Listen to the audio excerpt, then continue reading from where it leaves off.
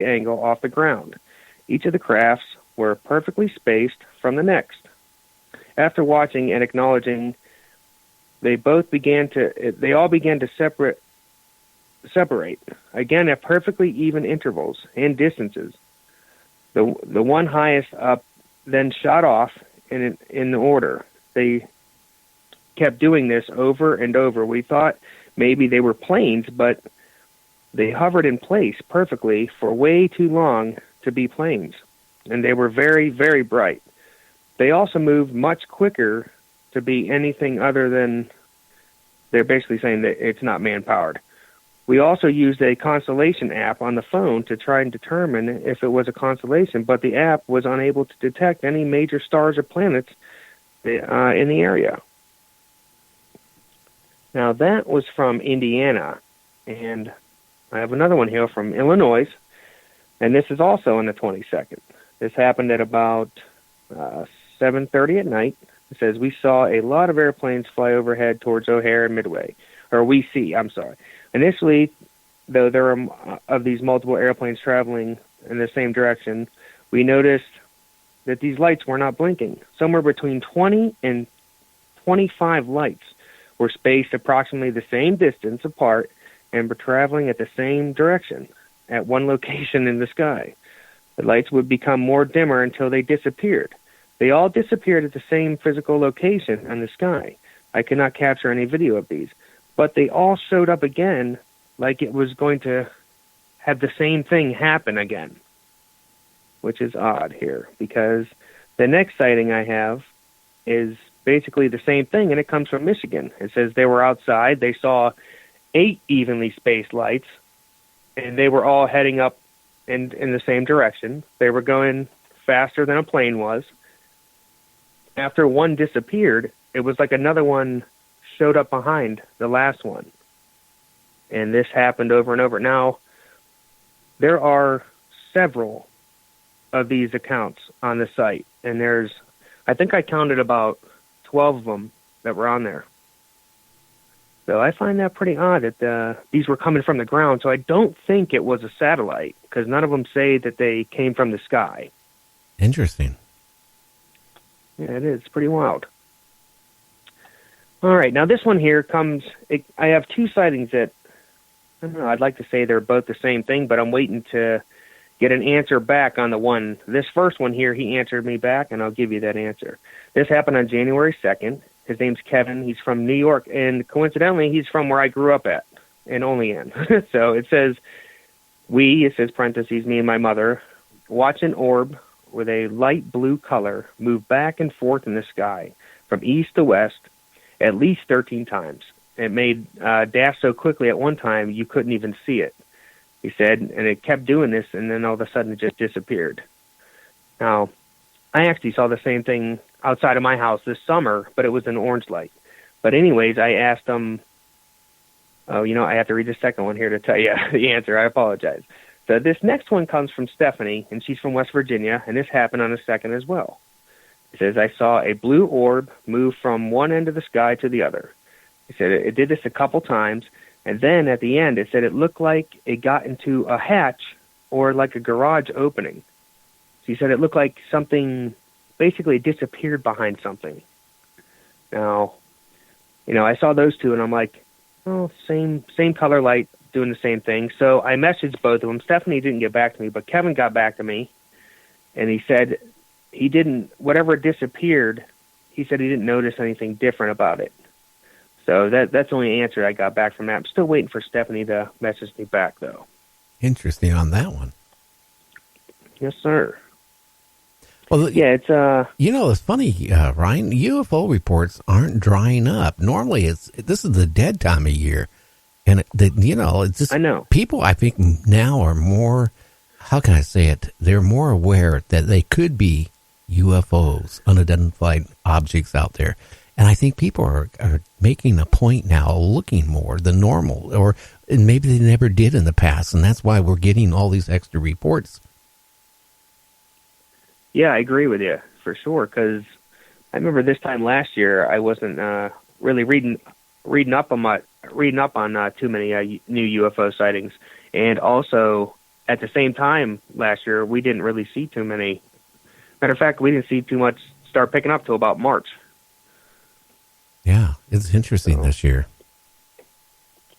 Yes, sir. Now, yeah, but I find it odd for that blue one because I read there was one on the Mufon site. I read that this was from Ohio, actually, James, and it was from Dayton, and they said the same thing about that blue light I just reported. So I'm trying to get a hold of that person, but I forgot. I have to go back and get the case number for it. But I just found that odd that those three cases, they all saw the same thing, doing the same thing. So. Yeah, I was just telling Gary before the show that there's been several. I've been with my research. I've come across, I think, 2 or 3 cases, one in Texas and one in New York, that they've seen almost the identical thing, and there's video with it. It's these triangle. And have you come across that also? Yeah, I did. I actually have one here, a triangle. It's my. It comes from Pennsylvania, but I don't have the location. I emailed him back to see where this was. But he says, he said he saw a triangle, and it's, just like the regular ones that usually people see. It's the 3 lights on each corner, and then it said he had a red light in the middle. But he said it moved around. It slowed down until all of a sudden he said it looked like it went invisible. And when I asked what that meant, I said, did it just, disappear or, fly off or something like that? He said, no, it looked like it stopped, and then all of a sudden it wasn't there anymore. I said, wow. So, and then he said about 10 minutes later, it showed back up, but in a different area of the sky. So. Yeah, that's pretty close to the same reports from around the country. Like, I think one was in Houston, one was in New York, and there was another one, so maybe it was the Pennsylvania one, but it was very similar, and the videos look the same, and it's kind of the same description. So I wonder what's going on, if it's the same one or what that is. Yeah, really, because I don't know about the ones you're talking about, but did they say anything about them making sound? Because I asked him if this one made any sound. He said no, it didn't. Yeah, there was no sound heard at all on these, and they described it as the 3 lights, but they thought it was one craft. In other words, it was like they thought the lights were at the corners of the craft, not 3 individual UFOs. If that makes sense, what I'm saying. Yeah.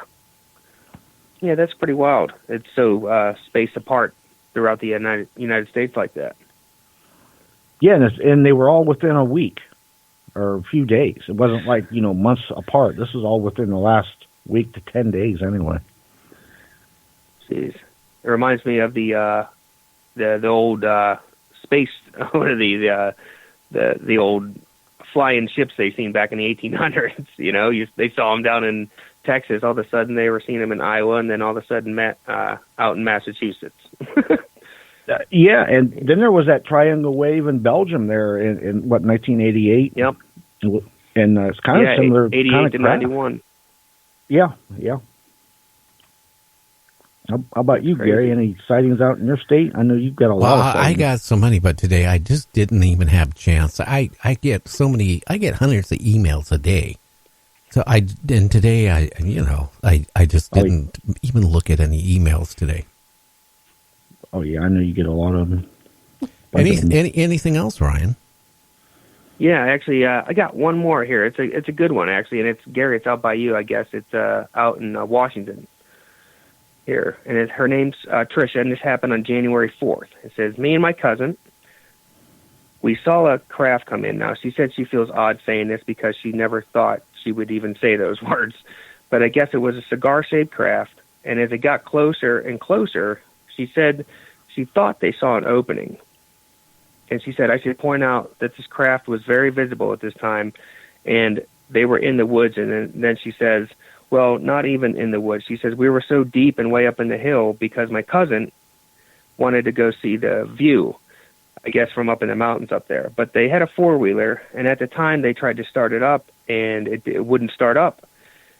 And she says, back to the sighting, I was correct when I did see an opening because we could swear we saw a Bigfoot standing in the opening. Oh, wow. And then it says, 3 seconds later, she said it disappeared. Now, I asked, the craft or the Bigfoot? She wrote back and said that the Bigfoot had disappeared. I said, wow, I wonder if it got off anywhere, So Oh, maybe But she said the four-wheeler. Maybe they abducted it. Yeah, really. That's what I was thinking at the time. But she said the four-wheeler started back up, but it would only move slow for a couple minutes, and finally it got back up to regular speed.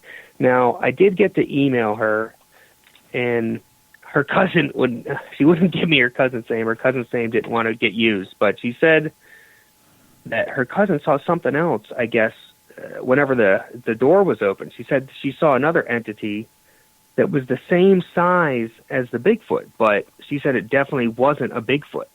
Now, I can't even imagine what else that would be. It would be the same size as a Bigfoot. Well, maybe it was an alien. Yeah.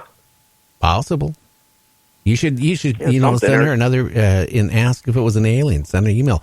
Now, you want to give out the email address through the show for you. It goes to you for people who can contact you on, reports. Yes, sir. It's Ryan, Night Dreams Talk Radio at gmail.com. Okay, go ahead and say it one more time. It's Ryan, Night Dreams Talk Radio at gmail.com. And you guys can send me anything, crypto sightings, UFO sightings, anything like that. Well, yeah. Well, people do that because, Ryan will then, get a contact with you, take a report from you, and then we'll discuss it over on Night Dreams Talk Radio, on Thursdays. And hopefully we're going to get Ryan here. It's up to him if he wants to come on twice a week starting next week.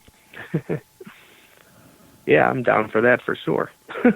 Okay, Ryan, I'm going to let you go for tonight. I just want to say, stay out of trouble. And don't even get into a little bit, okay? I'll try not to. You guys do the same. Okay, and watch the toilet seats you sit on because there's snakes been coming out of some of the toilets. Seriously. I heard that. I know. Okay, my friend, you take care. See you. All right, you guys too. Okay, night. All right, bye-bye. So anyway, that was the report on some UFOs that's been, happening here lately. Interesting, isn't it? It is. There's been a lot of stuff going on, and like I was telling him, I think I told you, some of them are, telling you, if you look at the videos, they're all pretty close to the same thing, but they're, hundreds, if not thousands of miles apart within a few days across the United States. I don't know. They could be related, not be related. I have no idea. It was really interesting today. Bruce Maccabee. Did you see what he posted today? I seen part of it, then I got distracted, and I didn't get the chance. I forgot to go back and look at the rest of it. Something like about this year is going to be like the year to end reports on disclosure. Something that was. I sent him an email to see if he wants to come on the show and talk about it because I was trying to figure out what he was saying. Yeah, I seen something. I don't want to misquote him. What did it say? Something about June. Oh yeah, he got something 3 minutes in June. I don't know what I didn't get to read all of his thing, but okay. Here's what he said. He says we are approaching the anniversary of the Day of Doom for UFO truth. That's not anything about June or July. Nope, that's a separate thing he put on there. But I don't know if that's what you were talking about or not. But I don't know what he's meaning by that. I don't either. And that's what we gotta, hopefully we'll find out. I think he's teasing us but yeah, you might want to see. He's always got good information and good scientific reports on his stuff. Oh, he does, and that's why we need to get him back on in February. Yeah, yeah.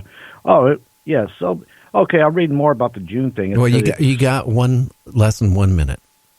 Okay. Anyways, he's saying he's looking forward to celebrating the first flying saucer sighting, June 24th. Must coincide with the Tic Tac and stuff like that, with the Project Blue Book and a bunch of different things. But yeah, I don't know. But yeah, he's always good to have on because he does his research.